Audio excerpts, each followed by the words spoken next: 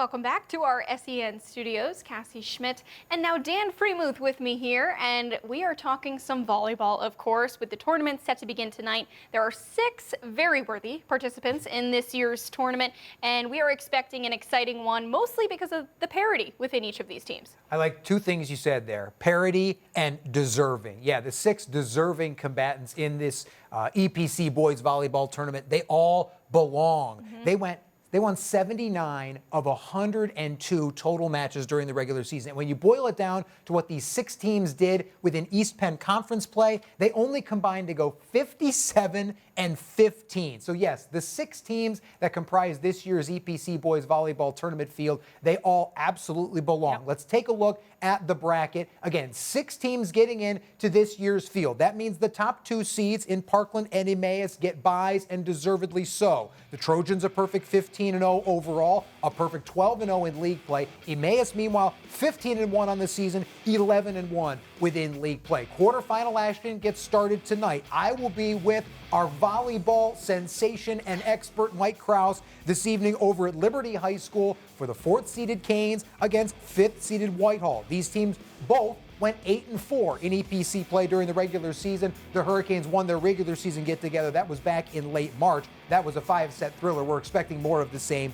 tonight. Meanwhile, the 3-6 showdown pits the 3rd-seeded Blue Eagles against 6th-seeded Freedom. Nazareth went 10-2 in the league. Freedom, stop me when this sounds familiar, went 8-4 within league play. Yes, we had a 3-way tie for 4th place within the East Penn Conference. They boiled it down to district ratings only within league games. Ultimately, after running the numbers twice, it was ruled that they were all 3 still tied, so they needed a 3-way coin flip tiebreaker on Monday, which ended up ruling Liberty 4, Whitehall 5, Freedom 6. But again, the big story here is that all 6 of these teams absolutely belong in this tournament. We will have quarterfinals today, semifinals as part of a doubleheader at William Allen on Thursday, and then the EPC Boys Volleyball Championship coming up early next week. We are going to have someone come in for a completely separate breakdown on a 3-way coin flip, but that's a different story. We don't for have a enough time in today's show for that. No. But first, we're going to obviously move to our first topic in being the team to watch, and I have to imagine this is going to be not much of a surprise here. It can't be. I mean, there's one team that you have to watch. There's one team that has the target on its back. Right. It's the defending champs. It's the #1 seed.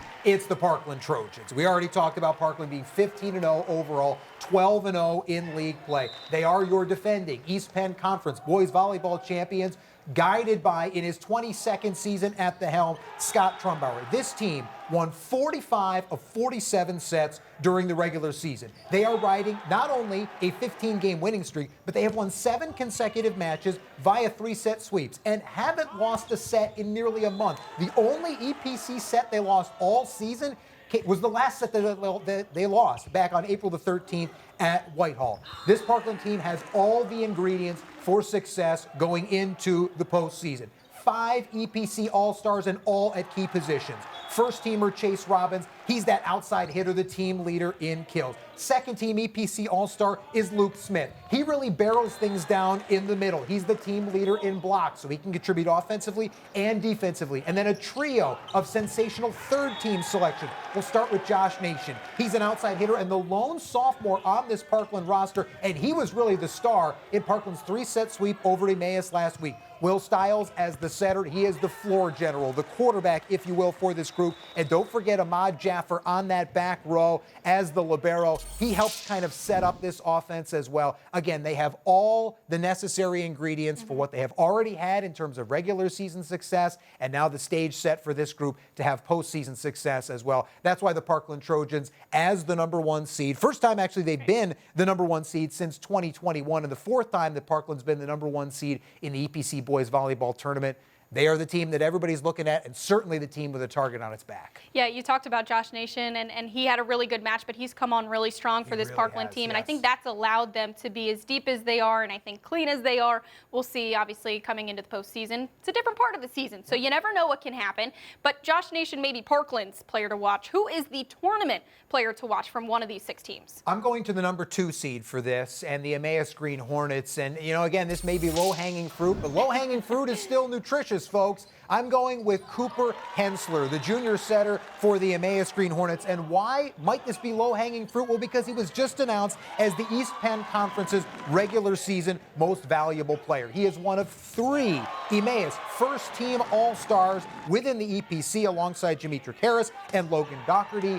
Hensler, he is the team captain for this Green Hornets group. And yes, only as a junior, but that's because he is the emotional leader for this squad. And we talked about Will Stiles being the floor general, the on-court quarterback for Parkland. That's what Cooper Hensler is for the Emmaus Green Hornets. All offense goes through number 9 in the green and gold. He is the team leader in assists, which you would expect from the setter position, but he is also the team leader in aces, and he has been by far Emmaus's most dynamic and effective server on the back row. But ultimately, as you're seeing here in these clips, all the offense goes through Hensler. He sets up the likes of the aforementioned Doherty. He sets up Cale Kratzer on the outside, Johnny Canone on the outside, and of course he sets up number 25 in the green and gold, Demetric Harris in the middle. Those 2 guys have absolutely outstanding chemistry, and it all starts with the on-court leadership of Cooper Hensler. A big reason why this Emmaus team ultimately went 15-1 in the regular season, 11-1 in league play, won 45 of 53 sets this season, and among those 15 wins,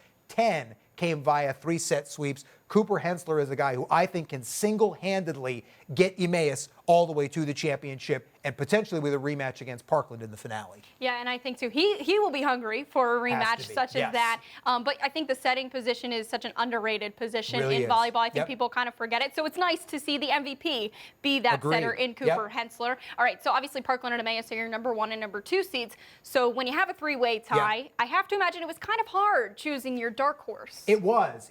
So I'm going to go with one of those teams that finished in that 4, 5, and 6 range, that we needed that elaborate 3-way tiebreaker coin flip to determine. And I'm going with the Liberty Hurricanes. Liberty is that number 4 seed in that 4-5 matchup against Whitehall tonight. Talked about Cooper Hensler, who was just named the EPC's most valuable player for this season. Well, I think Liberty's got a guy who could be the EPC MVP a year from now, and you see him in this highlight package right now. It's junior outside hitter Adam Middle. When we talk about the Hurricanes, the conversation has to begin with him because he leads this team with kills. He leads this team with 53 aces. Oh, by the way, 339 kills this season. He's also second on the team in digs. He grew 2 inches in the offseason and added 7 inches to his vertical through training. He already stands at 6'4", so he is an imposing threat. But this is a veteran group for the Liberty Hurricanes. A roster that features 11 seniors and 6 juniors. A group that really has been building to this moment. They won only 5 games. They went 5-11 a season ago. They enter the postseason already sitting at 10-5.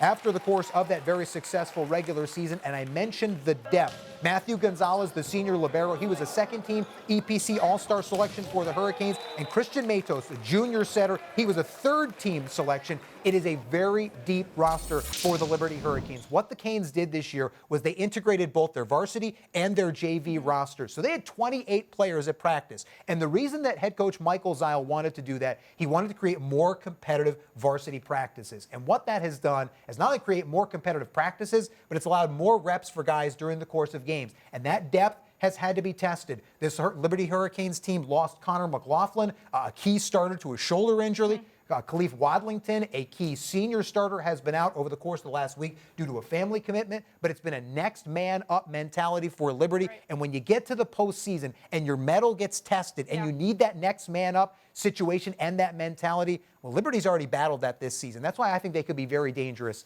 in the week to come. That too, and they've kind of been tested as a team as this regular season went on, having some ups and downs, losing to Freedom obviously late, which that's kind of helped Freedom going into the tournament too. So there's a lot to take. I think the 2 teams, obviously, that we didn't take too much mention on is Whitehall and Nazareth.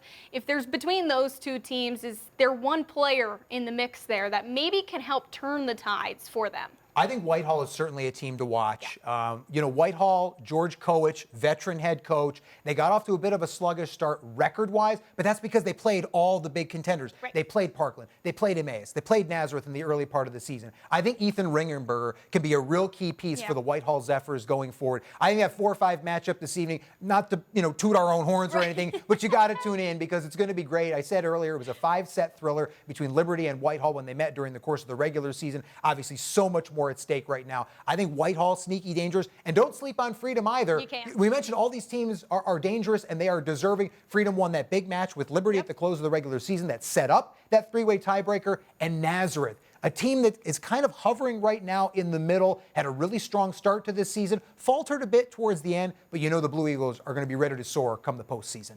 All in all, there is one thing we can guarantee. It's going to be fun watching this tournament unfold, and anything can happen. It's a different season come playoffs. All right, guys, we've got one more break to take.